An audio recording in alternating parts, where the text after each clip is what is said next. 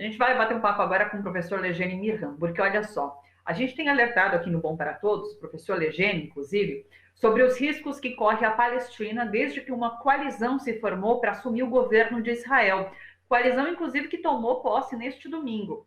Ontem, o presidente da autoridade palestina, Mahmoud Abbas, anunciou a retirada da Palestina de todos os acordos assinados com os Estados Unidos e Israel. Essa decisão foi tomada por causa de planos do novo governo israelense de anexar partes dos territórios palestinos. Então a gente traz agora o professor Legene Mirham, sociólogo e escritor, para nos explicar sobre esse cenário preocupante agora, ainda mais preocupante, né, professor? Boa tarde. Boa tarde, Thalita. O mundo está trepidando, viu? Hoje tem Palestina, Venezuela, mas se tivesse espaço nós íamos ter que falar da agressão e do possível rompimento de relações diplomáticas dos Estados Unidos com a China. Está trepidante. E isso que o Mahmoud Abbas tomou a decisão ontem, e não foi uma decisão emocional desesperada, foi uma decisão consciente, respaldada pelo Comitê Executivo da Organização para a Libertação da Palestina. A Palestina, que é um Estado observador da ONU, não é um Estado pleno, não tem direito a voto na Assembleia Geral, mas tem direito a voto em todos os outros organismos da ONU. A Palestina, enquanto nação, enquanto instituição, enquanto Estado reconhecido por 140 países, decidiu se retirar de todos os acordos assinados entre a Palestina, Israel e Estados Unidos. Começando pelo de 1993, setembro, o mais importante, que são os acordos de Oslo, que Israel transfere a autoridade para a Autoridade Nacional Palestina, ANP. Ela se retira também de dois outros acordos, né, de 97 e 98, que um é o protocolo de Hebron, né? Hebron é uma das cidades mais importantes lá do Oriente, né, da Palestina, uma das mais antigas, e um outro chamado Wye River. O que significa esses outros dois? Esses outros dois detalhavam a responsabilidade da Cisjordânia, que seria transferida para os palestinos, a segurança, o policionamento, a cobrança de impostos. O palestino não emite moeda. Então, esses três acordos, eles resolveram sair com um argumento muito interessante, que eu estou 100% de acordo, né? Israel, do ponto de vista dos acordos diplomáticos internacionais, do direito internacional, com esta saída, Israel passa a ser inteiramente responsável por tudo o que acontece na Palestina, na Cisjordânia, em Gaza, etc. Né? E isso significa que Israel passa a ser a nação ocupante de 100% do território palestino. Isso vai chocar o mundo, né? Por que os palestinos fizeram isso? Por aquilo que nós já estamos anunciando. O governo que tomou posse domingo, com apoio dos Estados Unidos, vai anexar o Vale do Jordão e vai anexar como parte inseparável de Israel todas as colônias de judeus ortodoxos que existem lá na Cisjordânia, que são mais ou menos 200. Isso é gravíssimo. Nós sabemos que esta proposta deste acordo feito entre o general Benny Gantz e o Benjamin Netanyahu tem por detrás forçar os palestinos a assinarem o chamado Acordo do Século, que foi anunciado agora no dia 28 de janeiro, que foi rechaçado pelo mundo inteiro. Os palestinos não se dobrarão. Eu acabei de falar com o embaixador da Palestina, Dr. Ibrahim Zeben. O mundo árabe está todo, né? A Liga Árabe vai ajudar a Palestina, porque sair dos acordos significa também deixar de receber ajuda. Tem muitas ajudas, tá? A Palestina não é autossuficiente com os impostos. Israel repassa para ela uma parte dos impostos dos produtos vendidos na Cisjordânia, né? Mas ela não é suficiente. Então ela recebe ajuda da União Europeia, recebe ajuda da Rússia, recebe ajuda da ONU, recebe ajuda até dos Estados Unidos para alguns projetos. E isso vai fazer falta para os palestinos. Mas eles estão decididos a levar isso até o fim. Eles vão abrir novos canais com a Rússia, possivelmente com a China, que está hoje sendo protagonista no mundo. A China vai doar, além da sua cota à parte para a Organização Mundial de Saúde, vai doar 2 bilhões de dólares. Enquanto a China doa 2 bilhões, o Trump anuncia que vai se retirar da Organização Mundial de Saúde. Então, eu estou confiante que essa medida dos palestinos é acertada e o mundo continuará solidário aos palestinos. Professor, deixa eu entender um detalhe dessa sua explicação. Quando a Palestina resolve se retirar desses acordos e deixa na mão de Israel a responsabilidade sobre os territórios, isso já não é de fato entregar os territórios? Qual a diferença? Não é que não é entregar o território, eles vão continuar morando lá. Mas, por exemplo, existe uma polícia palestina armada com um armamento até de um certo nível de letalidade, uma polícia palestina que faz o policiamento na Cisjordânia.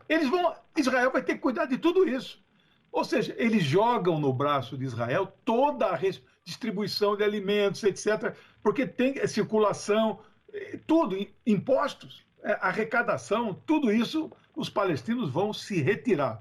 Ou seja, eles vão dizer assim, olha, vocês são hoje potência e nação ocupante. Nós não vamos mais fazer aquilo que estava nos acordos, né?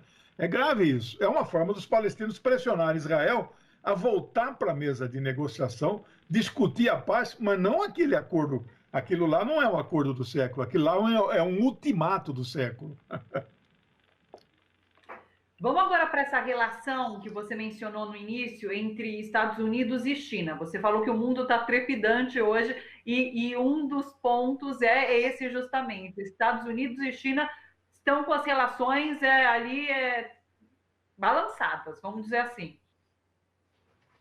Muito balançadas. E a tendência do Trump, eu não sei se ele vai cumprir, se é blefe, se ele vai romper ou não. A tendência é radicalizar, com sanções e outras medidas que eu ainda não quero aqui levantar. Mas os Estados Unidos são uma potência, um império tão forte.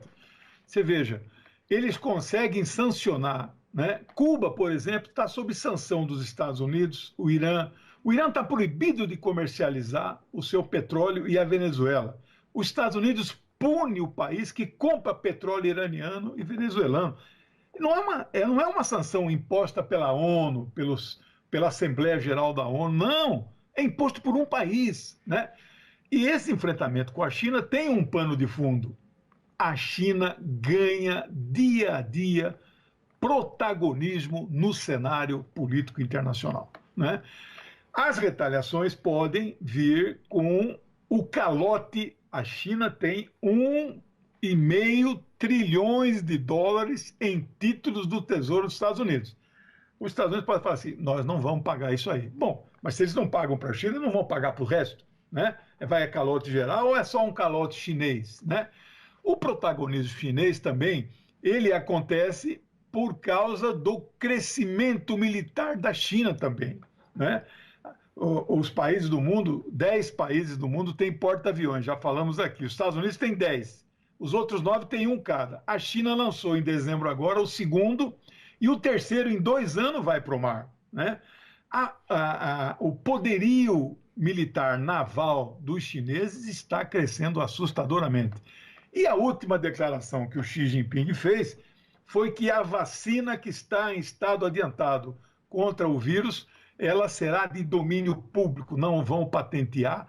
E o Trump está brabo com isso. Mas tem outros aspectos. A tecnologia 5G daquela empresa Huawei, né? Eles fazem o melhor celular do mundo, com mais recursos pela metade do preço da Apple, né? Ontem eu vi uma foto de um jornalista entrevistando uma pessoa dessa empresa Huawei frente a frente. Só que não estavam frente a frente, eles estavam 1.000 quilômetros de distância um do outro, mas a moça lá da empresa estava usando um recurso do celular 5G chamado de holografia. O repórter via a pessoa na frente dele, mas era uma imagem holográfica. Então, é isto que os Estados Unidos temem. É um império decadente e quando fica decadente, fica cada vez mais raivoso e perigoso, né? E tem essa questão que você até mencionou também dos repasses à OMS, né? Trump tem declarado que não vai fazer mais repasses enquanto a China tem investido na OMS. Isso. O Trump vai se retirar da Organização Mundial de Saúde. A Organização Mundial de Saúde, é um organismo multilateral. Lembra do discurso do nosso ministro das Relações Exteriores, que nós comentamos semana passada? Ele não fale o termo multilateralismo conosco. O Brasil é contra isso. Mas é lógico, o Brasil defende o mundo unipolar, né? Então, o multilateralismo, a OMS é uma maravilha. A China está colaborando com tudo, está fazendo. E ela é presidida por um médico etíope, não vou dizer aqui, mas ele é muito progressista. Ele é um patriota, ele é um homem muito avançado para os padrões nossos, viu? Vamos para o nosso terceiro assunto, que também está pegando fogo. O governo do Irã enviou 5 navios petroleiros para a Venezuela para ajudar no abastecimento de gasolina do país. Um carregamento estimado em 45 milhões e meio de dólares, com combustível e reagentes químicos usados no refino do petróleo. No entanto, a Casa Branca, que sanciona economicamente tanto o Irã como a Venezuela, já sinalizou que vai tentar impedir a chegada dessas embarcações que partiram das costas de Bandar Abbas no dia 12 de maio. É isso, professor? Isso mesmo. Aí, a primeira observação mais importante é que o Irã presta solidariedade e amizade à República Bolivariana da Venezuela. Aliás, uma amizade que já vem desde a época do Chaves, né? O Irã está sob sanção, a Venezuela está sob sanção. Eles não podem vender o seu petróleo. Mas o Irã vende para quem quer comprar e que tenha coragem de enfrentar os Estados Unidos. A Venezuela, que é a maior reserva de petróleo do mundo, a PDVSA está entre as 5 maiores petroleiras do mundo. O mundo tem 135 empresas de petróleo, né? Ela está entre as 5. A PDVSA está vivendo aquilo que Cuba vive faz mais de 50 anos, que é o bloqueio econômico. Tem alguns produtos necessários para o refino do petróleo, para produzir gasolina, diesel de aviação, etc., alguns produtos, insumos necessários que a Venezuela não está conseguindo produzir. Então, os postos da PDVSA na Venezuela, boa parte deles ou tem muitas filas ou estão até fechados. O Irã, neste movimento de solidariedade, não é que deu, o Irã vendeu, fez um comércio bilateral, 5 navios petroleiros estão... É uma viagem de quase 15 mil quilômetros, né? Ele sai do Golfo, dá a volta, entra no Estreito de Aqaba, Mar Vermelho, passa no Suez, não sei o quê, entra no Mediterrâneo, passa Gibraltar. É uma viagem longa. Eles já cumpriram 2/3 da viagem. Os 5 navios são aqueles super petroleiros, né?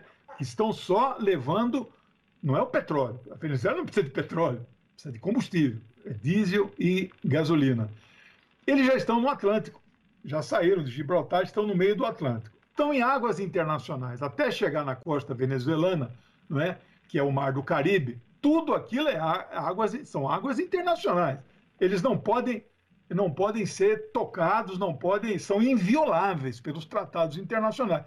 E vou dizer mais, eles navegam com a bandeira iraniana e navegam com os radares ligados, porque meses atrás, antes do assassinato do general, no dia 4 de janeiro, 3 de janeiro, os navios iranianos circulavam sem bandeira ou com bandeira de um país amigo e com os radares desligados, com medo de serem apreendidos, porque já estavam sob sanção. Agora não. Agora o mundo está mudando. Eles viajam com bandeira e com o radar ligado. Se houver uma interceptação, a resposta será no mesmo nível no Golfo Pérsico. É provável que, se acontecer isso ali com esses navios dos Estados Unidos no Golfo Pérsico serão apreendidos, que nem foi no final do ano passado. A Inglaterra prendeu um petroleiro iraniano e o Irã prendeu um petroleiro inglês. É olho por olho. Então o Irã não vai deixar barato isso. Os Estados Unidos mandaram uma frota de 4 navios de guerra, não sei se para interceptar, mas desde final de abril nós estamos... Alô?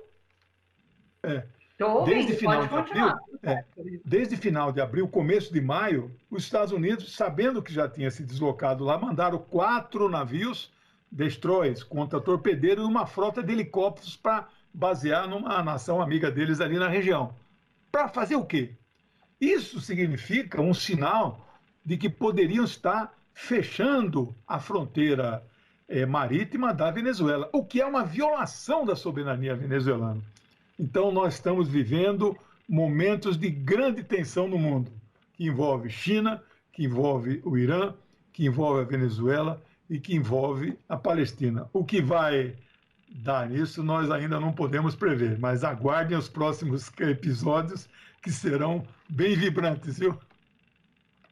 Deixa eu tirar uma dúvida com você em relação a essa tensão entre Irã e Estados Unidos. Primeiro, Estados Unidos faz, de fato, embargo à Venezuela, mas ele tem direito a realmente interceptar o comércio entre outros dois países em que a Venezuela faz parte, mas é uma possibilidade. E o segundo ponto, o que aconteceria se de fato acontecesse um conflito em águas internacionais, professor? Então, primeira resposta é: com base no direito internacional, nenhuma outra nação pode interceptar em águas internacionais barco de nenhuma nação. Se vivêssemos num mundo, né, onde as leis internacionais fossem respeitadas, os Estados Unidos, tal qual Israel, são aquilo que os analistas internacionais chamam de Estado bandido, Estado pária. Eles não cumprem as resoluções internacionais. Ou, para não dizer que não cumpre, só cumpre aqueles que concordam.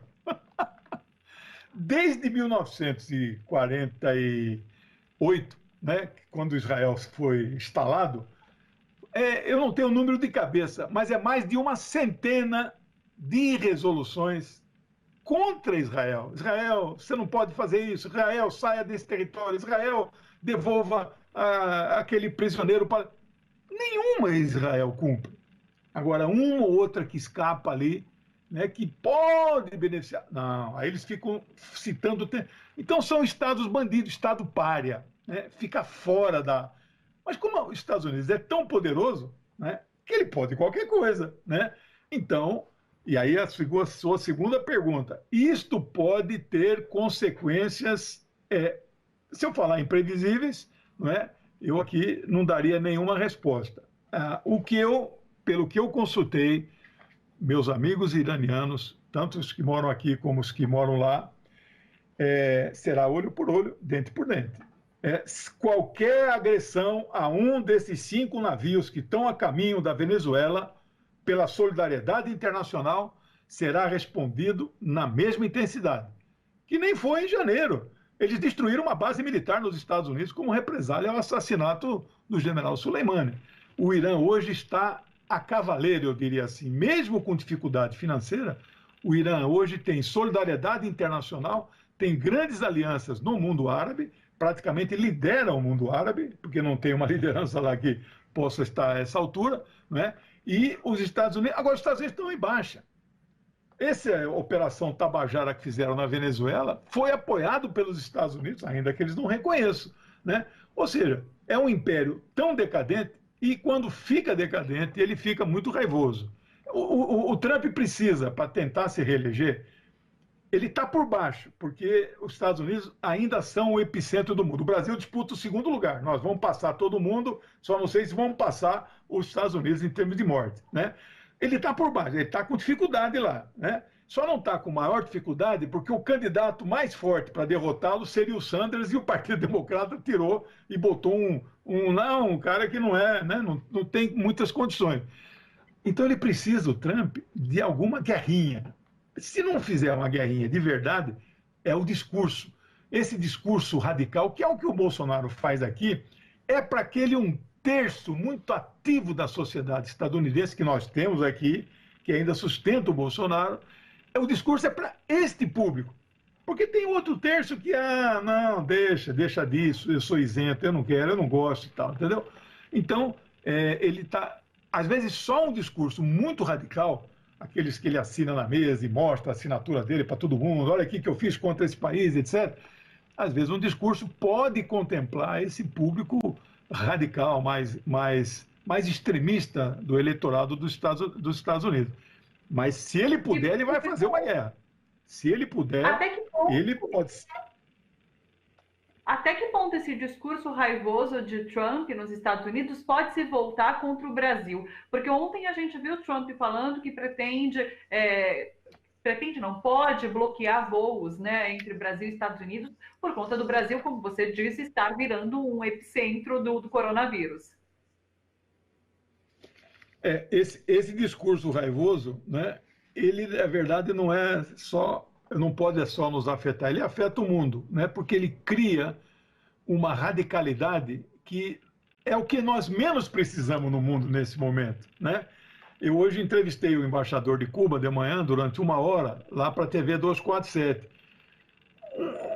No meio de uma pandemia mundial, há que se esperar que todas as sanções fossem levantadas contra Cuba, contra a Rússia, contra o Irã, contra a Coreia. Porque todo mundo devia estar unido, que é o que a China está propondo, a articulação multilateral para combater a pandemia. Porque não é brincadeira, nós vamos chegar a 1 milhão de mortes no mundo daqui a pouquinho, né? Nós vamos chegar a 40 mil mortes no Brasil daqui a pouquinho. Um mês atrás eu aqui anunciei para você que os números nossos estavam subestimados, já eram 1 milhão de infectados e nós vamos chegar provavelmente entre 30 e 40 mil mortes. Eu vou ter que rever essa conta, porque nós vamos passar. Então a radicalidade do discurso de Trump não afeta só o Brasil. Agora, em particular no Brasil, né, o Bolsonaro, né, é bajulador do Trump. A recíproca não é verdadeira. Ele não, o Trump não se segura. Você viu a declaração que ele fez ontem? Estou pensando em cortar as linhas para o Brasil e suspender, porque eu não quero que aquela gente traga o vírus para os Estados Unidos. Ele tem um desprezo pelo Brasil e tem um desprezo pelo Bolsonaro. Isso é assim. Não, esse império trocava presidente, trocava ditador no mundo inteiro, desde que ele deixou de seguir a sua orientação, ele troca, né? Bolsonaro ainda segue a orientação, mas ele tem desprezo pelo governo do Bolsonaro e desprezo ainda mais pelo povo brasileiro. Não tenha dúvida disso, nós seremos afetados com essa crise, com essa radicalização do cenário internacional. A paz está ficando distante neste momento histórico que nós estamos vivendo, o que é um paradoxo. O mundo, talvez, desde 1909, da gripe espanhola, talvez nunca o mundo tenha precisado tanto se unir contra esse inimigo que não tem cura. Não tem cura e aí tem hipótese. Hoje ele liberou cloroquina por uma portaria do Ministério da Saúde que não tem a assinatura de um médico. Liberou cloroquina para tratar em todos os graus da doença, até para quem não tem sintoma. Isto é um genocídio que ele está fazendo. Nós vamos ter um crescimento exponencial, que aí, como diz aquele biólogo Átila Yamarino, só o lockdown mesmo para voltar e tentar achatar essa curva, porque não está achatando. O Brasil é o único país, junto com os Estados Unidos, que a curva ainda não se achatou, né? Dias difíceis, Thalita. Dias difíceis, professor. Volto a te encontrar na semana que vem, talvez com melhores notícias. Vamos ver, né? Um beijo grande para você, professor Legeni. Um beijo, obrigado.